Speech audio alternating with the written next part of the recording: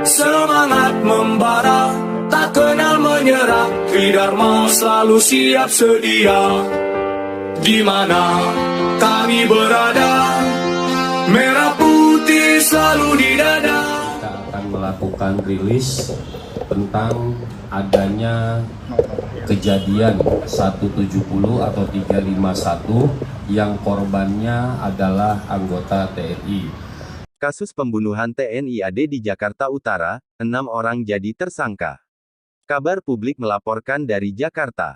Direktorat Reserse Kriminal Umum Polda Metro Jaya menetapkan 6 orang sebagai tersangka dalam kasus pengeroyokan seorang anggota TNI AD hingga tewas di Jakarta Utara.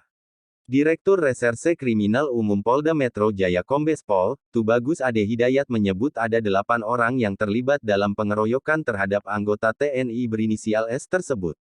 Dari 8 orang itu, 6 diantaranya sudah ditetapkan sebagai tersangka.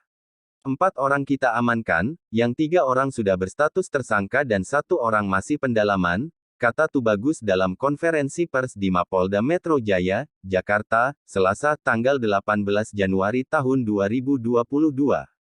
Tubagus menyebut 3 tersangka lainnya masih diburu oleh polisi dan masuk dalam daftar pencarian orang, DPO.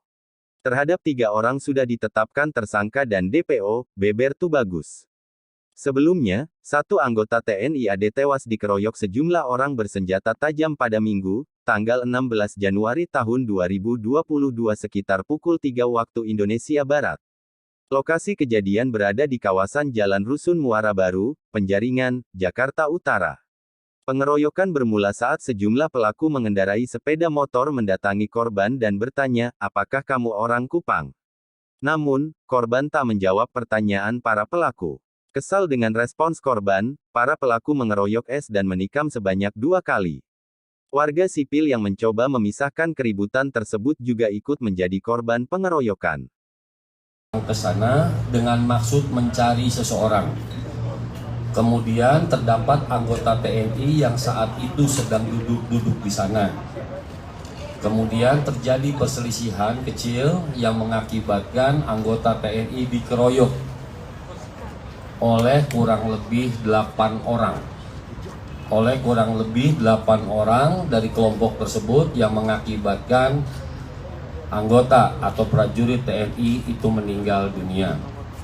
Dari perkembangan tersebut, kemudian Direktorat Kriminal Umum, kemudian Polres Jakarta Utara, dan juga Polsek Penjaringan membentuk tim. Bekerja secara bersama-sama dari Direktorat, dari Polres, dan juga dari Polsek melakukan dengan hasil pada hari Selasa, kita sudah mengamankan 4 orang. Dari 8 orang yang kita duga melakukan aksi tersebut. Dari 4 orang yang sudah kita amankan, terhadap yang bersangkutan 3 orang sudah kita tetapkan sebagai tersangka, dan yang 1 orang masih dilakukan pendalaman. Kemudian, masih ada yang belum tertangkap, kepadanya sudah ditetapkan sebagai tersangka. Statusnya adalah masuk dalam daftar pencarian orang. Orang tersebut antara lain adalah atas nama Baharudin. Ini orangnya. Atas nama Baharudin, dialah yang diduga kuat melakukan aksi penuntutan. Kemudian yang kedua adalah DPO atas nama Sapri. Ini sudah kita tetapkan sebagai tersangka dan saat ini sedang kita lakukan pengejaran.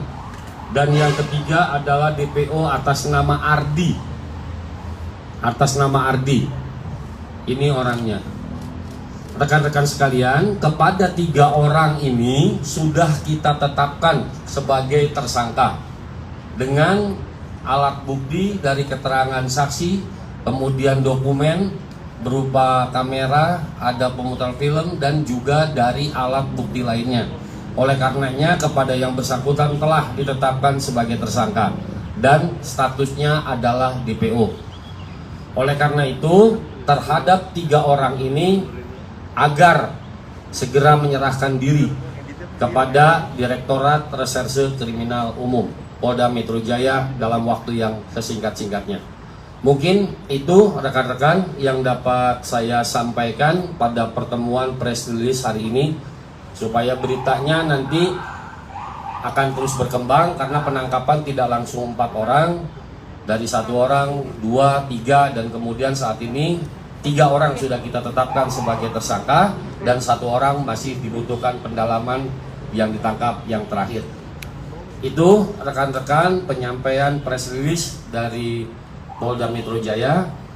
Sedangkan rekan-rekan dari TNI, karena pelakunya itu seluruhnya adalah warga negara, warga sipil, oleh karena itu dari Puspom TNI mewakili keluarga besar TNI mempercayakan penyidikan terhadap korban anggota TNI sepenuhnya, dan diharapkan oleh rekan-rekan dari TNI agar penyidikan ini bisa berjalan dengan baik dan kepada para tersangka ditetapkan hukuman sesuai dengan ketentuan yang berlaku. Itu saja yang dapat kami sampaikan. Terima kasih. Wassalamualaikum warahmatullahi wabarakatuh.